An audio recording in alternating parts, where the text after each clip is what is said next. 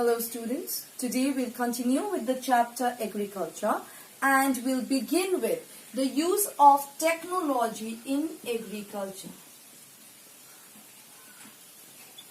The use of technology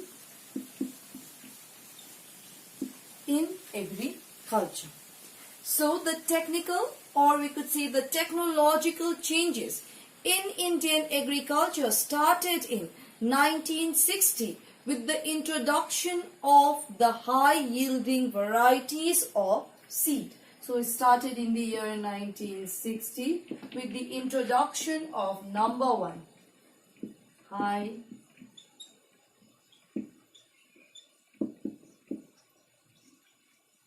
high-yielding variety of seeds. So, the first, when we talk about the use of technology in agriculture, we have the high-yielding variety of seeds. The new HYV seeds for wheat and rice were brought from Mexico and Philippines respectively. Okay, to India. Okay, one more time. The high-yielding varieties, new seeds of wheat and rice were brought to India from Mexico and Philippines, respectively. The widespread use of HYV seeds has increased the farm produce to a very large extent. So, the first technological advancement in case of agriculture we have is the high-yielding varieties of seeds. Number two, we have the fertilizers.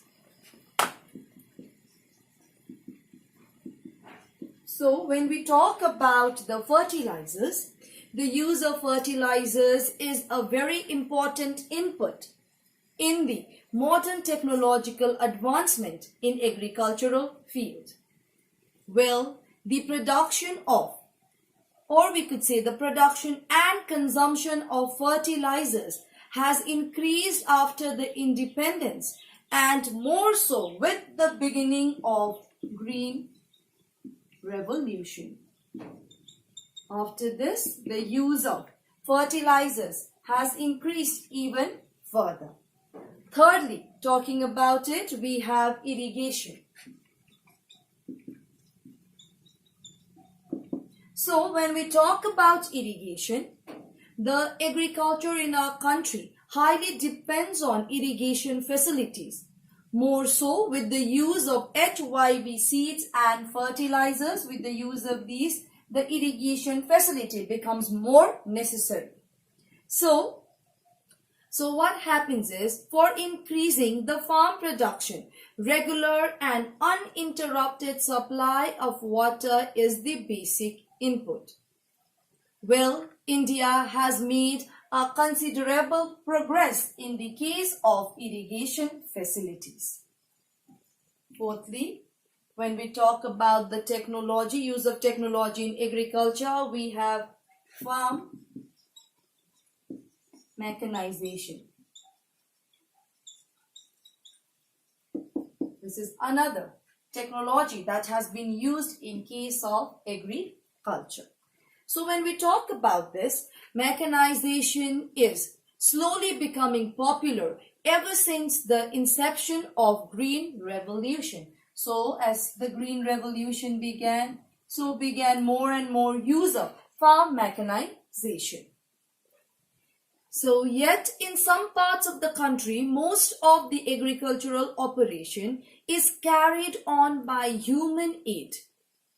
Okay, they use, or by using the simple and conventional tools and inadequate implements, wooden plow, scythes, etc. Little or no use of machine is used in case of plowing, sowing, thinning, harvesting, irrigation, etc. Though this has become popular, but in most parts of the country, people are yet to use these machines for their farm production, in order to increase their farm production. So now, before talking about the other topics, let us have some knowledge about, firstly, the Green Revolution, since we have been talking about it.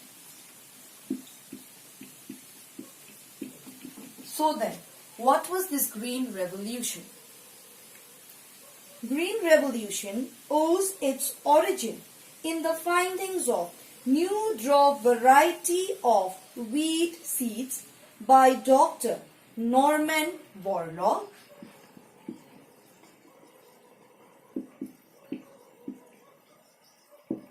So, here we are talking about the new variety of wheat seed by Dr. Norman Borlaug in Mexico.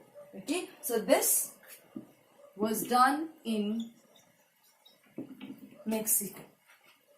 So then, in India, the seeds of Green Revolution was first field tested in the drought years of 1964-1965. Drought year of 1964-1965. So it was first field tested in this year. High yielding variety program was introduced in 1966. The production of food grain was more than the increase recorded in the preceding 16 years of the plan period. So it was more than, altogether it was more than the production of the 16 years of the planned period. So then, this unprecedented increase in production was nothing less than a revolution. So this unprecedented increase in the rise in the food grains, production of food grains, was not less than a revolution, which was altogether termed as the Green Revolution. It began with the wheat seed by Norman Borlaug in Mexico, was first field tested in India in the drought year of 1964-65. Moving on, let us now talk about the impact of Green Revolution. So now let us talk about the impact of Green Revolution. Firstly, it has led to an increase in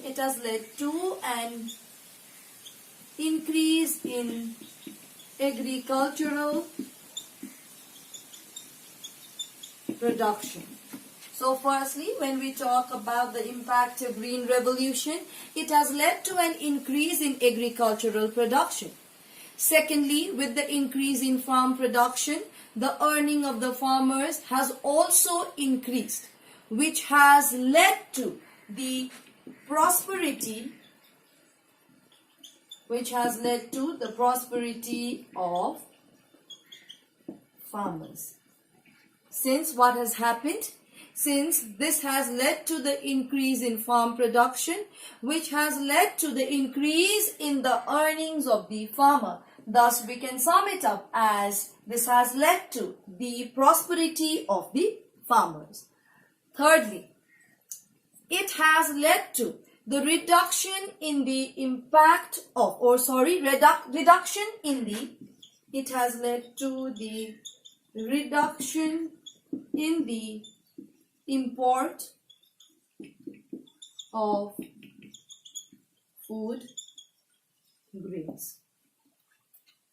Before, more amount of food grains used to be imported since there was scarcity of food, but because of Green Revolution, this has led to a positive impact in the reduction in the import of food grains. Fourthly, the introduction of Green Revolution helped the farmers in raising their level of income. Wiser farmers plowed back their surplus income for improving agricultural productivity. So, we can sum that up as plowing back to profit. So, what did the farmers do? The profit that they earned, the surplus amount that they had, they again invested in it in the farming again, which is termed as plowing back to profit. Next, due to large-scale farm mechanization, it has created a demand for different types of machines like tractors, electrical motors, as well as chemical fertilizers, pesticides, etc., which has highly led to the industrial growth. Industrial growth. One more time, when we talk about industrial growth, what has happened is that due to large-scale farm mechanization, it has created a large demand for different machines such as tractors, motors, as well as fertilizers, pesticides, which has led to the industrial growth overall. It has also increased rural employment opportunities. So it has also increased rural employment opportunities altogether. Lastly, Green Revolution has brought about basic change in the attitude towards farming of the farmers. The farmers have moved out of conventional methods of cultivation, so we can see that it has brought about the change in the attitude of the farmers. Change in the attitude of the farmers. So these were the impact of Green Revolution, the positive impacts. Firstly, increase in agricultural production, prosperity of farmers, reduction in the import of food grains, plowing back to profit, industrial growth, rural employment, and changes in the attitude of the farmers. Next, let us talk about the demerits of Green Revolution. So,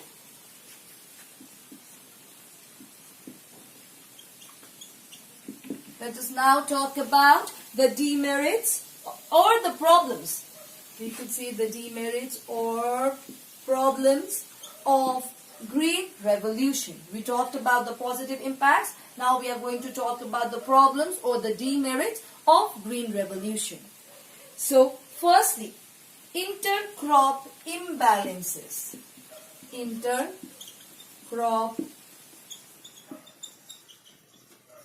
The first problem that we faced in case of Green Revolution was intercrop imbalances. So what happened was, the effect of Green Revolution is highly felt in the food grains, although all food grains including wheat, rice, jawar, bajra and maize have gained from Green Revolution. But the food grain that has benefited the most,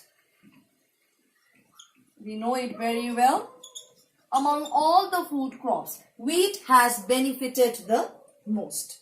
So as a result, there was an excess production of two main food grains. Along with wheat, we also had rice. So the production of these two food grains were in excess as compared to, or we could say in case of the other crop, there was a shortage in case of the other crops.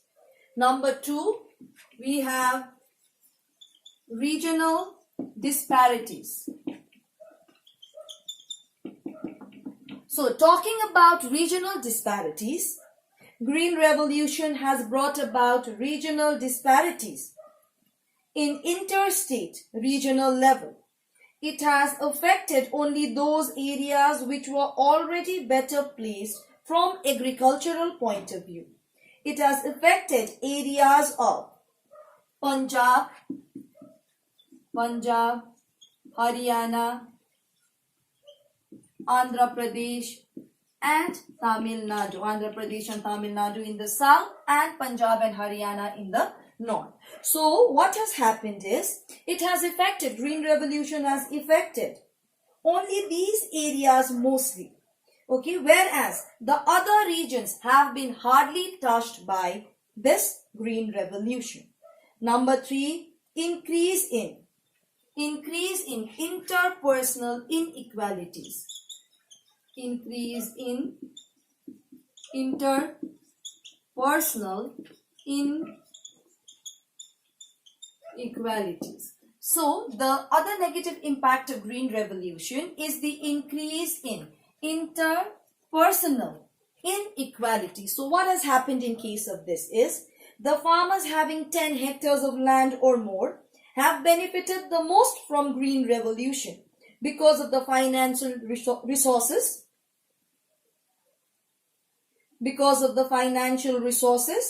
with which they can buy better fertilizers, seeds, etc. The 1/3 of the farmers who are small farmers with only 25 acres of land have not been able to benefit from it.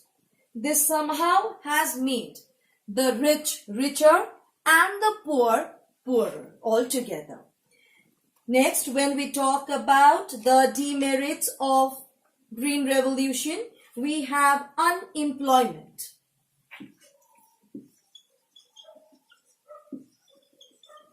So, when we talk about unemployment, we tend to see that except in Punjab, some parts of Haryana, farm mechanization under Green Revolution has created widespread unemployment among agricultural laborers in rural areas. Since most of the work is done by the machines, what has happened? It has led to an increase in unemployment in the rural areas.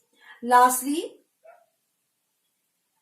let us talk about the suggestions for stability in Green Revolution. So, let us talk about the suggestions in case of Green Revolution. So, firstly, wider areas needs to be covered by Green Revolution. So, wider areas needs to be covered by Green Revolution, not just few areas and developing them. In case of agriculture, wider areas, larger areas needs to be covered in case of Green Revolution. Next, more crops should be brought under Green Revolution. More crops. Not just giving more emphasis to wheat and rice, more crops should be put under Green Revolution. Thirdly, there is an urgent need to extend irrigation facilities for the success of Green Revolution. So the irrigation facilities should also be increased in all parts of the country so that the Green Revolution could spread even further. Lastly, small farmers should be helped in all ways possible if Indian agricultural development really wants to become a mass movement. So more amount of emphasis should be given to small farmers. The richer farmers will have everything that they need. Okay, whereas in case of the small farmers, they are deprived of all these facilities. So what happens is that here, if you want to bring stability in case of Green Revolution, small farmers should be helped in all possible ways. So these are the suggestions for stability in case of Green Revolution.